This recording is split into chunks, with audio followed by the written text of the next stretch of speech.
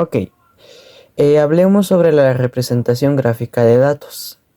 Sabemos que los datos son todas aquellas informaciones que nosotros recopilamos mediante técnicas de investigación, como lo son la entrevista, el cuestionario, un censo, por ejemplo. Todas esas técnicas nos llevan a recopilar distintas informaciones. Entonces, la representación gráfica de datos es una herramienta útil para describir, interpretar y obtener conclusiones acerca de un conjunto de datos sin necesidad de estar viendo grandes números en una hoja de papel.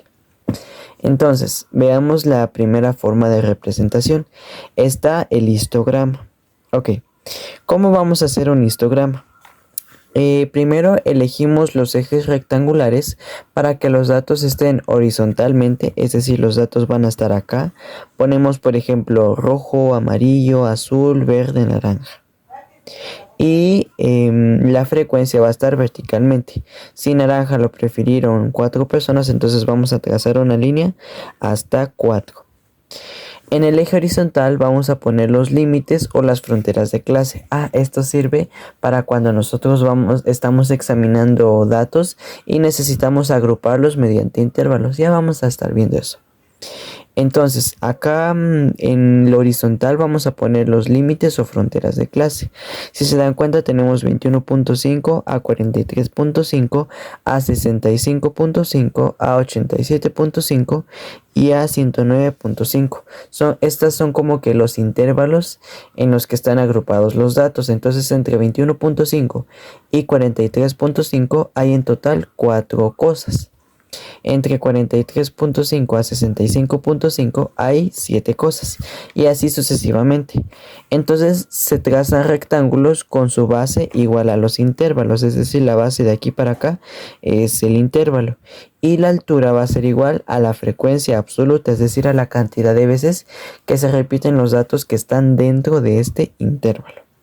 Y de esta manera vamos a tener subidas, bajadas y vamos a tener una representación mucho más dinámica de los datos. Vamos con el siguiente, el polígono de frecuencias. Número 1. Los pasos para hacerlo.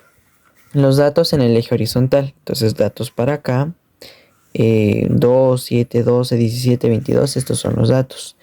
Y la frecuencia en el eje, y las frecuencias en el eje vertical. 5, 10, 15, 20, etcétera.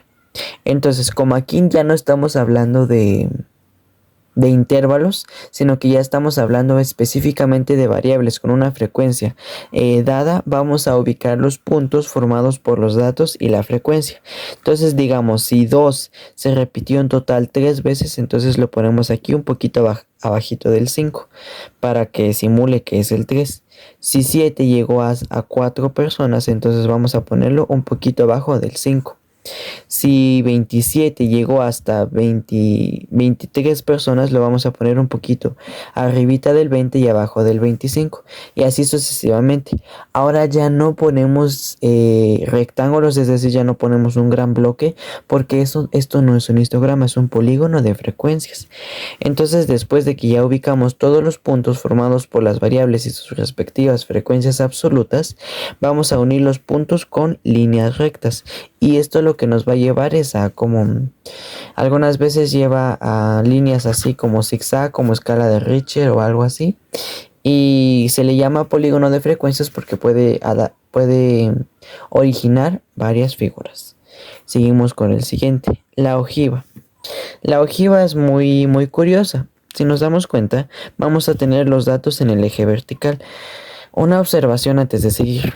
En el polígono de frecuencias y en la ojiva incluimos los datos, es decir, puramente las variables 2, 7, 12 y así sucesivamente.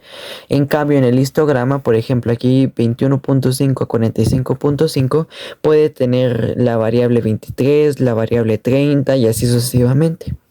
Pero el histograma se usa cuando queremos agrupar las variables porque no vamos a estar poniendo punto en una frecuencia 1, sino que nos es más fácil agruparlos en intervalos y poner sus frecuencias sumadas. Bueno, dada esa aclaración, seguimos con la ojiva. Entonces en la ojiva los datos van a estar en el eje vertical, como siempre. y las frecuencias en el eje horizontal. Ah, ok. Entonces, ahora vamos a ir ubicando los puntos tal y como en el polígono de frecuencias. Vamos a poner punto, punto, punto, punto, 19, 20 y así sucesivamente. Pero algo curioso en la ojiva es que no unimos los puntos con líneas, porque eso es con respecto al polígono de frecuencias. Entonces podemos pasar de un salto a otro. Unimos con líneas polígono de frecuencias. No unimos con líneas ojiva. Ok, y ahora vamos con la más conocida tal vez de todas estas gráficas y en particular mi favorita, la gráfica circular o también llamada de pastel. En la gráfica circular lo que vamos a hacer es calcular las frecuencias relativas. Las frecuencias relativas van a ser aquellas en las que vamos a ir viendo qué tanto se repite una variable en una dada muestra de datos, por ejemplo. Ahora, una gráfica circular no se hace solo un puntito, yo quiero que esto ocupe 40, esto 10, esto 20 y así sucesivamente. No, hay una forma especial de hacerla. Para calcular los ángulos, es decir, si es un ángulo de 45 grados, las frecuencias de la variable café, vamos a ponerlo con la fórmula. Ángulo va a ser igual a la frecuencia relativa por 360 grados. Si la frecuencia relativa es 5, por ejemplo, multiplicado por 360 nos va a dar el ángulo al que tenemos que dibujarlo en la gráfica de pastel. Y ya luego de tener ya todos los ángulos, vamos a ir trazando la circunferencia con transportador. Vamos a empezar de un lado, seguimos con el otro y así sucesivamente. Y la suma de todos estos ángulos nos tiene que dar 360 grados. Y pues con eso estamos. Estas son las 4 formas más comunes de representar gráficamente los datos. Hay más, pero son menos comunes que las 4 que tenemos aquí. Y con este pequeño video ya saben cómo hacer cada una de estas gráficas y para qué sirve cada una y las diferencias que existen entre ellas.